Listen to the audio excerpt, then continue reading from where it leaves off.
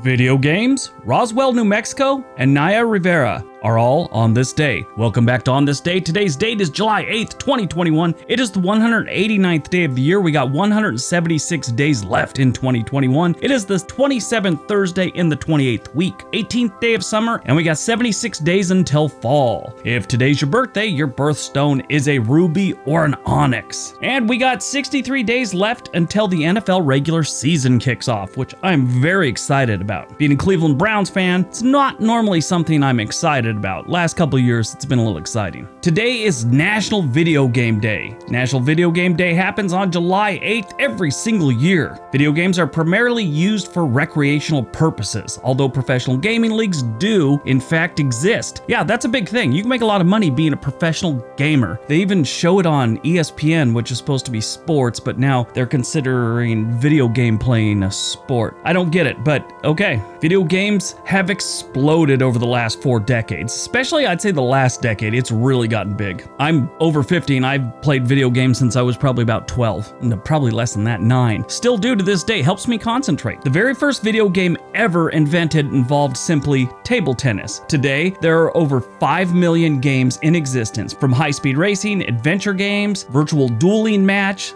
There's a genre for everyone. Probably my favorite all-time game was called Roller Coaster Tycoon, where you actually build a theme park and you get to build the roller coasters. It's a lot of fun. They quit making them though. They haven't had an updated one in years. It's too bad. All right, let's see what else July 8th has given us. 1932, the Dow Jones Industrial Average reaches its lowest level of the Great Depression, closing at 41.22. 1947, reports have broadcasted that a UFO has crash landed in Roswell, New Mexico in what became known as the Roswell UFO incident. And of course, this has just exploded over the decades, and Roswell seems to be the hub of all UFO conspiracies. That and Area 51, that just seems to be the center of the universe when it comes to UFO activity. 1948, the United States Air Force accepts its first female recruit into the program called Women in the Air Force, WAF. 1968, the Chrysler Wildcat strike begins in Detroit, Michigan. This was a big turning point in labor. That was a big moment for them.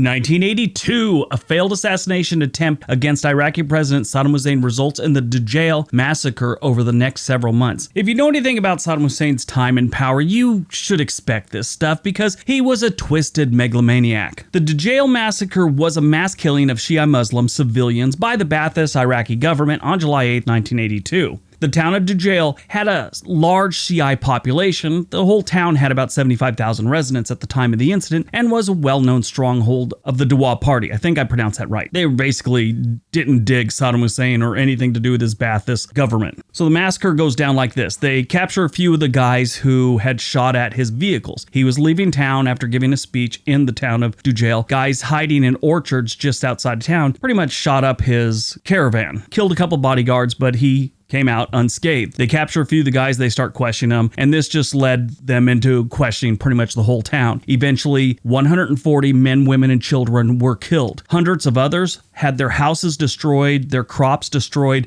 and basically they were exiled from ever living in a city in Iraq again. So they were out into the desert, and who knows what happened to them there. One thing leads to another. The United States and the Allies show up years later and decide to hang Saddam Hussein when they capture him in 2006. Actually, it wasn't the United States or the Allies that hung him. They basically turned him over to the Iraqi people. They did it. 1988, the Island Express train in India derails on a bridge and falls into a lake, killing 105 passengers and injuring over 200. 1994, Kim Jong-il begins to assume supreme leadership of North Korea upon the death of his father, Kim Il-sung, and now the grandson's in charge. 2011, Space Shuttle Atlantis is launched in the final mission of the U.S. Space Shuttle program. I can't believe it's been gone. That's 10 years now. That's weird. God, it seems like it was just yesterday we're still launching space shuttles. 2014, Germany beats Brazil 7-1 in what is considered a major home defeat for Brazil in the FIFA World Cup semifinals. I remember when that happened. Brazil was not supposed to lose to Germany, and they did.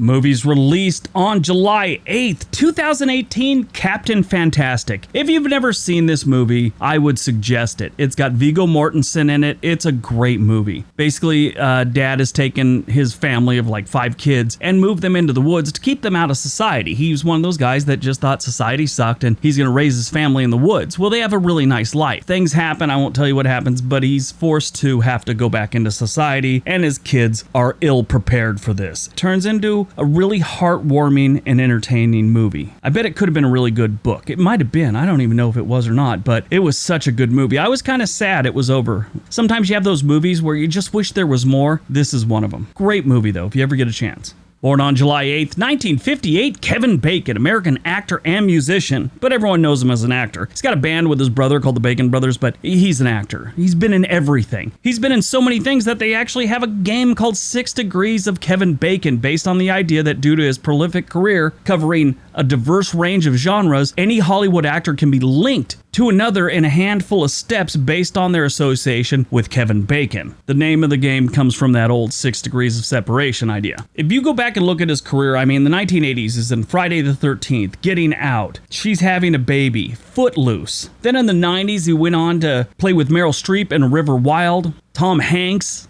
Gary Sinise in Apollo 13, Picture Perfect, Wild Things in 1998. One that I really liked was called Telling Lies in America, which was the whole payola disc jockey thing from the 1950s and 60s. That was a great movie. There's one that not a lot of people have seen. It's an HBO movie. It's called Taking Chance, where he plays a lieutenant colonel during the Desert Storm time, but he's an office guy and he helps facilitate dead servicemen and women coming back and getting them to where they need to go and taking care of all the logistics. Well, a guy from his hometown comes through and he's been in this office and he just wants to, take this kid whose name's Chance home. And so he escorts him all the way home, which is usually something that maybe just a lieutenant does, but he's higher up the food chain and his upper people said, no, this isn't your job. This is someone else's job. And he pushed and he finally got to do it. It's a really good movie. If you ever get a chance to watch that, watch that.